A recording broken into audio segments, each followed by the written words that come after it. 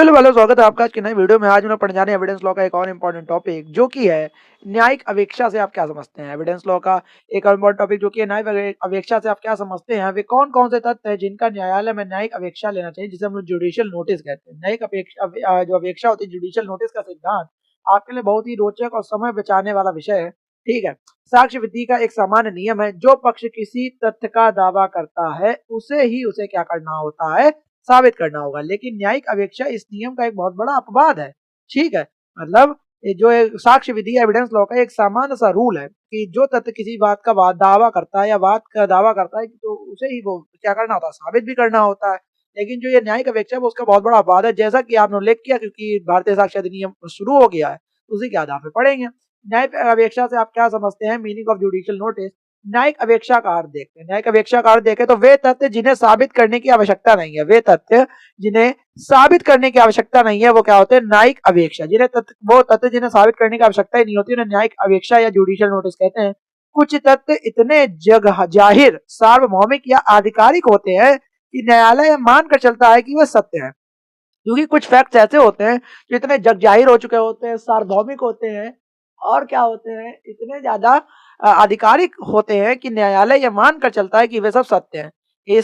इनके लिए किसी गवाह या दस्तावेज की आवश्यकता ही नहीं होती, और इनके लिए क्या होती है, किसी भी गवाह या दस्तावेज की आवश्यकता नहीं होती है। न्यायालय अपनी स्वयं की जानकारी यानी जुडिशियल नॉलेज का उपयोग करता है। इसमें क्या करता है, न्यायालय अपने स्वयं की जानकारी, जब लोग जुडिशियल नोटिस कहते हैं उसका वो क्या करता है, उपयोग करता है। क्या करता है, जुडिशियल नोटिस का उपयोग करता है।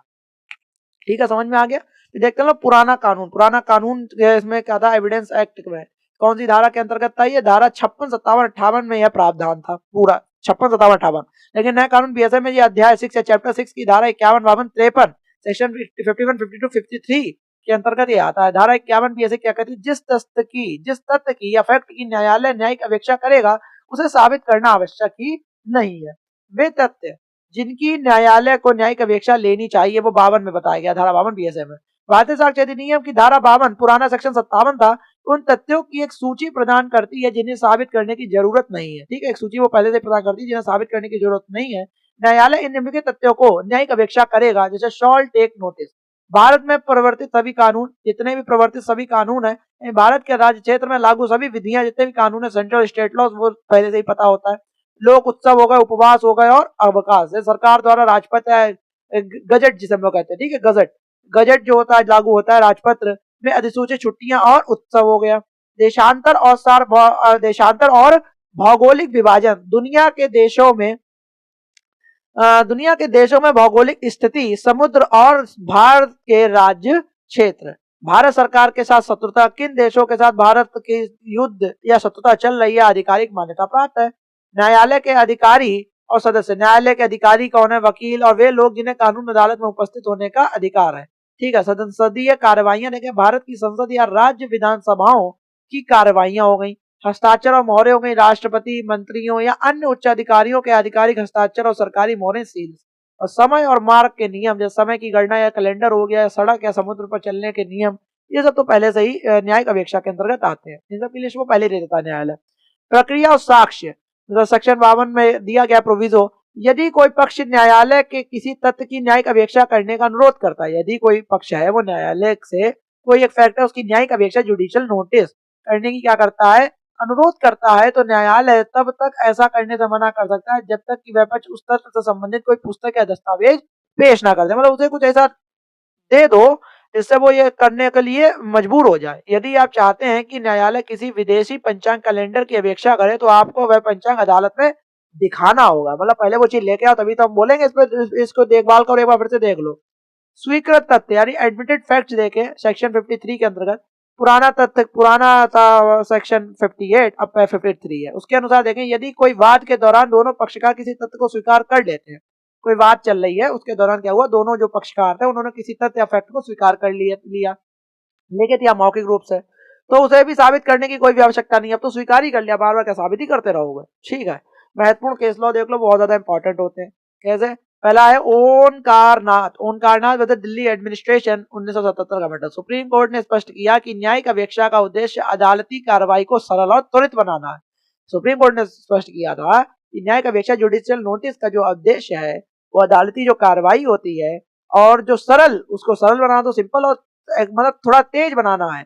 जो तथ्य इतने स्पष्ट है कि उन पर कोई विवाद नहीं हो सकता, उनके लिए साक्ष्य मांगना समय की बर्बादी है। स्टेट ऑफ महाराष्ट्र और मधुकर नारायण देखें 1991 के अंतर्गत, तो अदालत ने माना कि कुछ सामाजिक और सामान्य व्यवहार संबंधी तथ्यों की न्यायिक अपेक्षा ली जा सकती है।